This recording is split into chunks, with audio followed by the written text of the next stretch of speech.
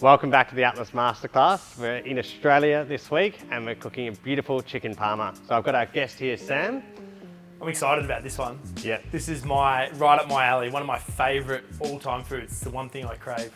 I absolutely love a parma myself as well. So, it's a really, it's a dish, we've done a, looking into the history of a parma, there's everywhere in Australia seems to have it on the menu, in pubs across the country.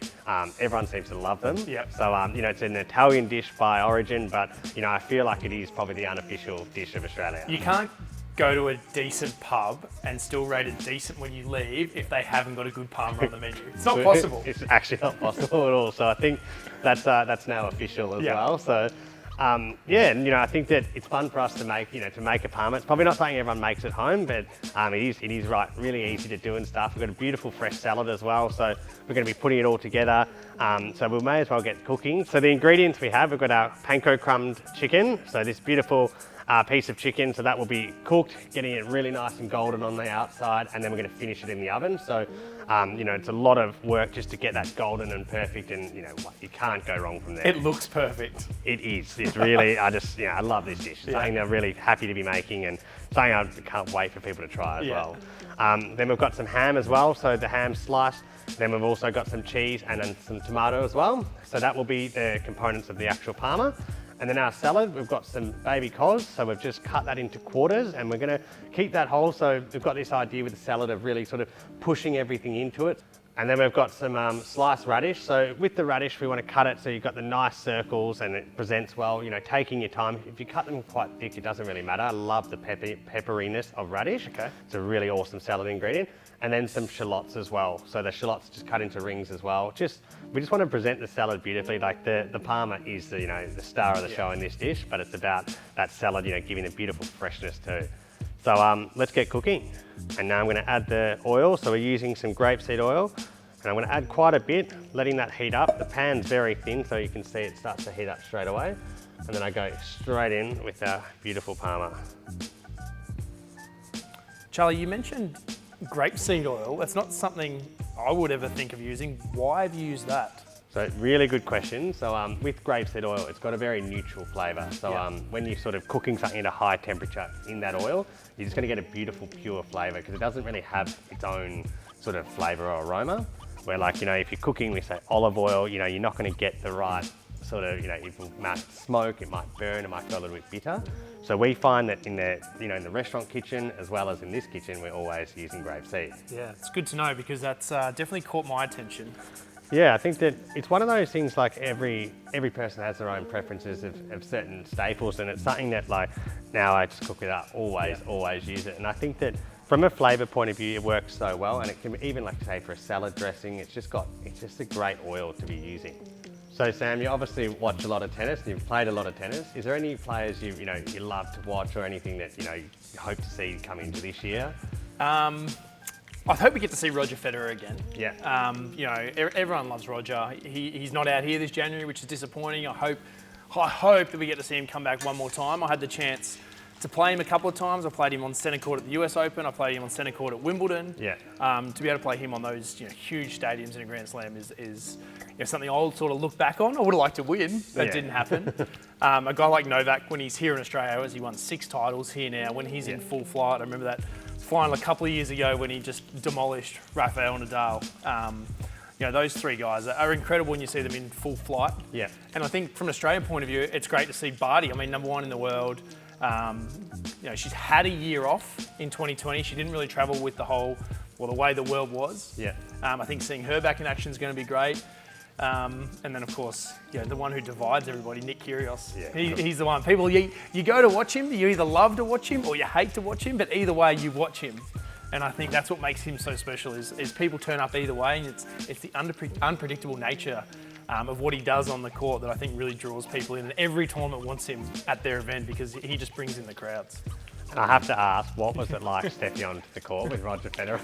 What were you feeling walking out, knowing obviously that he's a living legend? The first time I played at the US Open, I was a little nervous. So it was my first time playing a Grand Slam main draw off my own ranking. So I got in the draw, won my first round. Then you do Arthur Ashe Stadium, full house, 17,000 people. You do your little interview in the corridor, and I went out. And I didn't feel too nervous. And I won the toss and chose to serve, and I went back to start the warm-up, and I fed the first ball, and it went sailing past Roger at shoulder height and hit the back wall of Arthur Ashe Stadium, and sort of when my coach went, okay, he is extremely nervous. So he definitely carries himself. He has an aura about him that a lot of the other players don't have. You know, he almost transcends the sport a little bit with how he carries himself and how people see him. Yeah. It was a little bit different when I was able to win a set, and I was a little bit more relaxed. So I knew what to expect a little bit more there. Yeah, I think that, like, you know, the thing about tennis is it's just such a, you know, there's so much training behind the scenes, there's so much energy that goes into it. Like, how did you find, you know, when you're playing, you know, at your absolute peak, you know, how did you find and keep up with all that? Yeah, but it's like anything. I'm sure you're the same. You know, it's the time that you put in. You know, the more you apply yourself, and it's those cliches, isn't it? You know, the harder I practice, the better I get. But it literally is, you know, and it's what you do with your time too. Yeah, you can spend 5 hours a day not being very productive with your training and stuff. But I should ask you, mate, you're cooking for the tennis. You're cooking these dishes for finals. Who do you love to watch? Well, I think, to be honest, I'm too busy in the kitchen. but yeah, I think, you know, I do really like Ash Barty. I did get to see her play last year. That was it was amazing, you know, to get into the court, because we were on Grand Slam Oval working, and it was good to get a sort of afternoon off and watch some tennis. And I thought, oh my God, how good is this? Yeah. So that was really good to see her. But yeah, of course, like, you know, there's always the classic guys, as you just said, who are just, you know, they bring in the crowds and everyone loves watching them. And, you know, I just think it's just such an incredible sort of sport. And there's so much into it, but, you know, it's an honour as well to be able to, you know, cooking at the open and also be able to do something like this as well, having yourself in the kitchen. Yeah. You know, it's just good it's a great thing to be aligned with, and I really love that. And the more I sort of, you know, as time's going on, I hope we get to get into the grandstand and be watching it all. Yeah, it's different seeing it live to on TV, and you know, you talk about the dishes. I'm not sure the Parma is a dish I would eat prior to a match. It's a little more like post-tournament, but I'm glad that people at home are going to be able to enjoy this during the tennis. Exactly right. I don't know how that'd go on centre court, but that's right. Do you reckon Roger Federer's ever had a Parma? I don't know. I want to say yes. He had an Australian coach when he was growing up from Adelaide, and spent a lot of time with him in Switzerland. So I'd hope that sometime the amount of time he's spent here that he has had one. But otherwise, mate, we might have to. Well, he's not here, so hopefully in 2022, maybe we can get him to. Yeah. Or maybe I'll be able to make him one by the end of this. We'll send him the video and say, here's the recipe. Yeah. And this is what you're making. A true Aussie icon. I have heard that he does love coming out to Australia, as you know, most of the tennis players, I've heard that they just love this tournament. It's the first one of the year. Like, is there any sort of, you know, in the industry, is that talked about a lot? Yeah, I mean, January in Australia is an amazing time of year anyway. The Australian Open, it's the fans' favourite, but it's also the players' favourite. You know, the way they're looked after.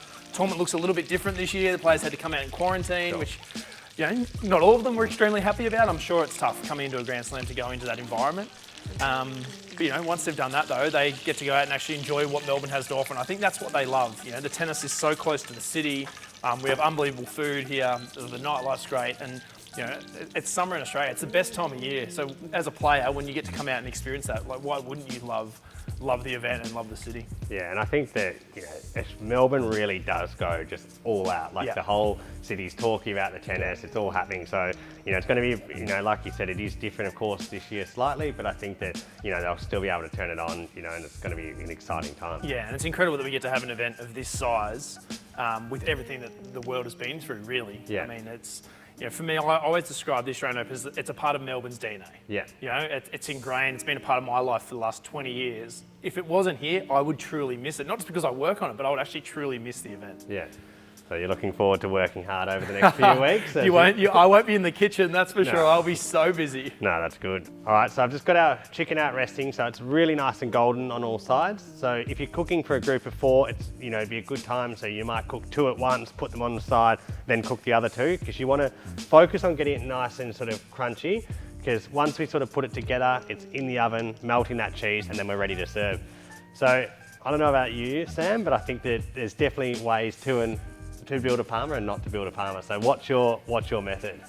So if I'm going to build this, I want to go the chicken, then the sauce, then the ham, then the cheese. Okay. I feel like some people want to go ham, then sauce, but then if you if the ham slides, you might have a bit of the chicken that's then missing the sauce. You? I'm with you as well. Yes. I think it's the sauce first. Okay. All right, so off you go. Let's go. All right. You know, it's one of those things, like it's subjective, isn't it? But Yes. I think for me, this is the right way to do it. Well, hopefully everyone who listens to you at home Yeah, is going to do it the same way I do. I agree. So how much sauce do you want? It's your Parma, mate. Yeah, You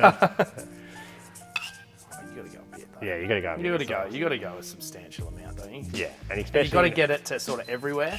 Yep. And if you make it, like if you get that crunch right, like on the outside, Yes. you're already onto a winner. It's Yeah. going to be delicious. Like for me, I hate when they go soggy. So Yeah. it's good to take your time to get that sort of golden crunch. You can almost you can hear that as I touch the side of it. It's got that like really beautiful crispiness to it. Perfect. Yeah. Ham on. Ham, Yeah. And now and then cheese. Now, are you a cheese? I'm a big cheese Yeah, person, so personally. you're happy for it to go all over the edges? Yes. Yeah, we want it golden. So there is maybe Australia's national dish in a pan. According to us. According to us. So we're just going to basically in the oven, so a nice hot oven around say 180 to 190 degrees, and we just want to basically melt the cheese. Obviously making sure the chicken's cooked through, but if you take your time in the pan the way we did it, it should be, you know, most of the way there. It's always good to just check you've just cooked it all the way through the middle, and you just want that cheese to be melted and a beautiful colour on top. So My mouth's watering. Yeah. As I was building that, I was literally like, starting to feel those taste buds going. oh, it's the world's greatest dish. Yeah. All right, into the oven. All right, so our Parma's a couple of minutes away, and now we're just going to build our salad. So we've got the lettuce, and I'm going to get Sam to stuff the sliced radish and also the sliced shallots in it. Give it a squeeze of lemon and a bit of salt. And you're Okay. just going pretty rustic with this, so So you want me to sort of stuff these in there? stuff them in, yeah. And you just want to like, Do you want them quite... yeah, and absolutely go for it. I think it's Okay. nice because you'll be able to, you know, as you're eating the salad, you'll be able to have some in each sort of layer and each level, and it really presents beautifully as well. So I'm very lucky, obviously, to have Sam in the kitchen today, and Sam has set the world record for the fastest serve. And can you tell us a bit about it? Faster than I'm making this salad. That's a good point. Yeah, you wouldn't get it today, but But no, it's, you know, obviously it's sort of what I'm known for, isn't it? Yeah. Having the fastest serve. It's nice to be the best in the world, I guess, at something. Yeah. It was definitely my point of difference. It was how I won a lot of points, Yeah. and you know, everything sort of comes together on a day like that where I was losing. So there might have been a little bit of anger in the serve as well. Yeah. But it's yeah, it's a nice thing to still have, and obviously the game's always changing. You know, we're seeing it dominated a lot more recently by guys playing from the baseline and a lot less serve volley and a lot less, I guess, the really big servers. yeah. I say that in the hope that maybe my record just hangs around a little bit Yeah. longer. Sounds so, like you've got it. Sounds yeah. like you've got it done for a little while more. Yeah. So what are some of the you know, different aspects of like the game and things that have been, like you were saying, have been changing? So, you know, is it, you know, I know you do a lot with commentating. How do how do you keep up with the trends and everything in there? Yeah, I'm still lucky, I guess, that, you know, this year, so right almost as we're making this, it's 3 years retired for me. So Yep. a lot of the guys that I played against are still out on tour. Yep. You know, so I still have a pretty good understanding of how those guys play and what the game is like. Yep. But, you know, but certainly from when I first came on tour, you know, the rackets, the balls, the game's certainly quickened up from a point of view of the baseline game's a lot more prominent now. Yep. You know, for me coming up, it was watching guys like Mark Philippoussis, who was one of my idols. You know, big serving guy, Yeah. sort of one or two shots. But you look at, you know, probably most of the tennis played at the Aussie Open now. It's played from the baseline, guys rallying and that sort of thing. Yeah. You're probably not as likely to see someone serving like I did, just because the game has changed. The balls and courts have slowed down a little bit, and people like to see those epic long rallies like we see from two guys like Djokovic and Nadal. Yeah. That's pretty, yeah, it's amazing. Like, you know, there's so much goes on behind the scenes, and there's so much, you know, to learn about tennis. You know, I didn't even, you know, like by talking to you, understanding, yeah, things do change, like, you know, the felt on the balls or the different grit on the court, which will change so many factors. So yeah, and they can speed the game up. You know, if the court on Rod Laver Arena is a little bit more slick, it'll change the way the guys play a little bit. Yeah. You know, Is there any court or any texture that on the floor that you don't like to play on? I hate clay. Hate clay? I played Rafa first round of the French Open one year. Yeah. It was a disaster. Yeah. It was nice to be able to say I played him. Yeah. Don't go back and watch the highlights. It's a little embarrassing. Yeah. So, okay, so and for you, it makes a huge difference. Yeah, I mean, I like to play that aggressive, almost throwback style of tennis. I love playing on grass because I like to serve, volley. I like to get to the net and finish points quickly. Yeah. So probably good that I retired with the game slowing down. Yeah. It's sort of nice that I, stopped when I did. Excellent. So with the salad, the final component's so simple. It looks stunning on the board, as you can see, but we're going to go just lemon and salt. Keep it really plain and simple because of Parma, we want to highlight that. Look at that, very nice. Now a chef's pinch, as we learnt today. It's a little bit, there we are. And that's all we want to do because, the Parma, it's got that real fattiness from the cheese and it's so moorish and delicious. And that salad just cuts through and helps really keep it fresh. So now I'm going to go grab the Parma out of the oven and then let's get ready to plate up.